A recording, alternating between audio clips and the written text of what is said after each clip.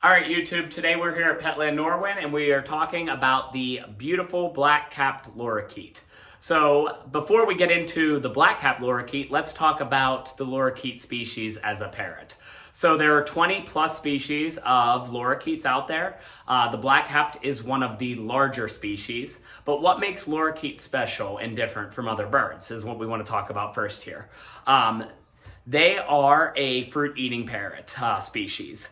And what does that mean? So lorikeets, they have a different tongue than most. They have what we call like a brush tongue, and they can use that to collect pollen and get their fruit, and they are a nectar eater. So a lot of people will tell you, like, don't get a lorikeet because of their diet. They're fruit eaters. And what does being a fruit eater mean typically with birds?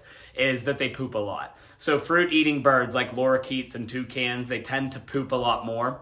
And for years and years, we didn't offer these birds as parrots because we honestly were scared off by the bad stories of poop. And that they can shoot poop. I hear people, I had a lorikeet, it could shoot poop 4 feet across a room. So we were told by the breeder that we get these birds from, don't let that scare you off. These are amazing birds and you want to definitely try them. And there's been major advancements in their food.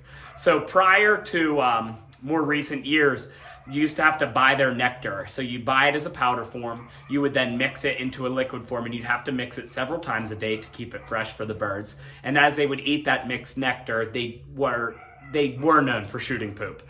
More recent advancements now allows you to offer your fresh fruits daily still. There's also a pelleted diet that you can offer them in addition to the powder nectar. So you actually just put the powder in their enclosure with them and they will mix it themselves. They still do poop more than most ferret species, but I've never seen one of these birds shoot poop. Now, toucans, on the other hand, I have watched them shoot poop across a room, but the lorikeet's poop drops straight down just like other birds. They just produce more of it. So getting in specifically to the Black Capped Lorikeet, they are a species that is found in New Guinea. There are 7 subspecies of the Black Capped Lorikeet that is based on the islands, pretty much the region and islands they're found on, since there are so many islands in New Guinea. And that all the subspecies just each look a little bit different. It's really hard to find, and decide which one of the subspecies that I'm actually holding here. So the Black Capped Lorikeet is one of the larger species of lorikeets. So these are much bigger than your typical rainbow lorikeets. There's a ton of different smaller species of lorikeets. They can learn to talk. They're not going to be amazing talkers, but they do learn to talk. They can be trained tricks. They're an awesome family bird. This is like a staff favorite, almost immediately became one of everybody's favorite birds. Here, if you would come in to visit with our lorikeets, we'll typically keep like 10 rainbows at a time. And if you go into their enclosure, 10 of them will crawl up on you and you can't get them off of you. So these birds are extremely social. This is a great family pet. I very rarely have seen a lorikeet. All birds bite. They can bite when they get scared, they're threatened, they get nervous, or they're just having a bad day. Remember, having a bird is like having a toddler. So if they're having a bad day, but very rarely have I seen lorikeets actually bite anybody in the store. So this is one of the best family birds that's out there. They're pretty funny too. So we classify certain amounts of birds as clown birds.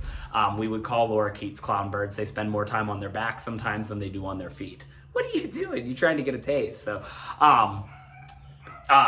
life expectancy, if you do a good job with their diet and replicating their diet in the wild as best, from what their wild counterpart is as best as possible, they can live to be on average around 30 years old, which is a great life expectancy, mid-range parrot species. Cage size, this is one of the larger species of lorikeets, like I mentioned. So they do require a cage size of a minimum of at least 30 inches. Bigger is always better. They need lots of toys. They need a lot, because we're going to offer them nectar, we're going to offer them pellets, and then their daily fruits, veggies, and a different array of things. They're going to need that bigger cage space too, because birds are foragers. So by offering those foods in different areas in the cage allows them to explore and forage for their food. So did you see me doing my... He's really into what we're doing in here. And then also with the lorikeets, they are not a dimorphic species, which means that we do DNA testing to determine the sex of the birds. So we send out blood or feathers to a lab, and they are what determines the sex of the species. So I think that's all of the information I have for you. If you're doing research on the lorikeet and you come across the, like I said, the poop is going to be a lot of things that you're going to read on the websites. Don't be, scared off by it. Research more common, more recent articles, more recent pet owners talking about the advancements in the diet. And I think you guys will find that this can be a really great pet and an enjoyable bird to own. Thanks for watching. And if you guys have any other questions, feel free to drop them in the comments. And as always, we will do our best to answer them. See you guys.